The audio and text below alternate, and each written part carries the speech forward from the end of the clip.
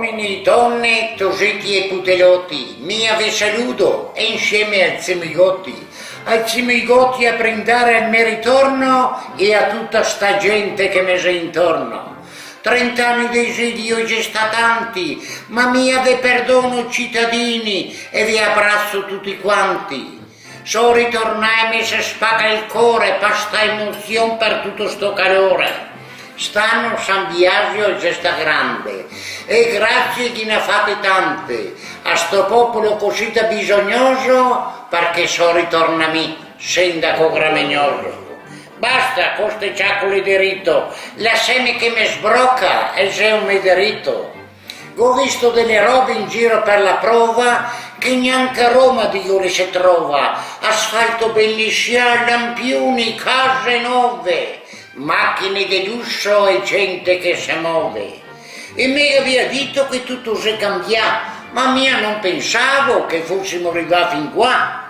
E dice tutti che la è una roba bella, ma la Gramegna cittadini, disemelo un po' in dove sei là. La Gramegna, nostro orgoglio e vanto, Gramegna morbia che ne piaceva tanto, la dolce Gramegna buona per decotti e per curargli la panza ai giovani e ai vecchiotti. Una volta ogni famiglia che aveva la gramenara, anzi diria proprio che c'era un bel gramenamento. In giro per i campi invece del frumento che gli era la soglia che non patia le suda, ma ormai adesso gente poro mi la si sparia quasi tutta. La sta la Gramegna la nostra che l'ha fatto storia e farla ritornare sarebbe una gran vittoria, magari per un anno o due, cosa desio cittadini poter tornare di 30 anni indietro, quando alla prova in mezzo a quei brusoni gli era il sole a fare bei sabbioni.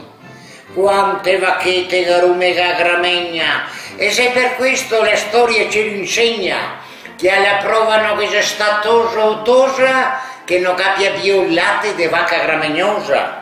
Non solo, ma anche amici miei cari provesi, la sta la Gramegna che ne ha fatto forti, bei e cortesi. Mi scuso coi giovani e i putelotti se ne me ha capito, che di quel che dico se testimonio Dio. Ormai alla prova tutto si è finito e se sta il progresso sgnaro che nega tra Dio. Vi ricordeo gente quei bei cessi fatti di canello messi lì all'ombra di Omoraro. I signori a far gambria gli aveva un gran figaro.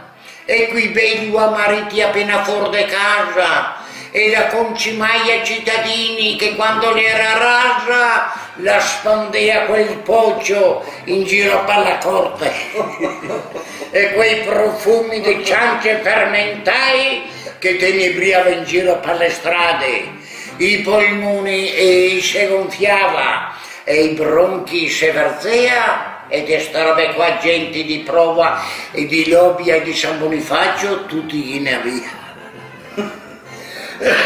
Signori e puariti tutti erano uguali, l'unica differenza era i cagli, chi li aveva grossi a tutta man con le orecchie, chi era fundioscheo, chi li aveva sui piedi, sul violin e a spasso gli andava piano col bastonzino.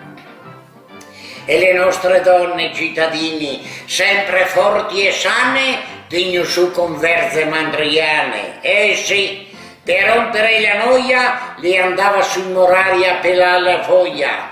Mi sembra l'altro ieri quando alla prova che gli erano i cavalieri.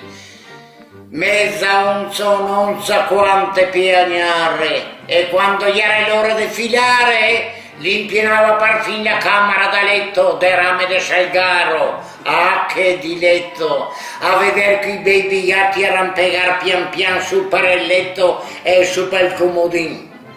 Ieri gli anni tristi della guerra e gente a casa tanti non ghiniera, ma si sta fatto stesso una grande impresa. In poco tempo alla prova saliamo sulla Cesa. La Cesa nuova e sagre sempre più belle. 4 naranze, un po' di noselle, 2 carobole, 3 castraganasse. Ah, gente, che erano tutti, anche i tositi in faccia.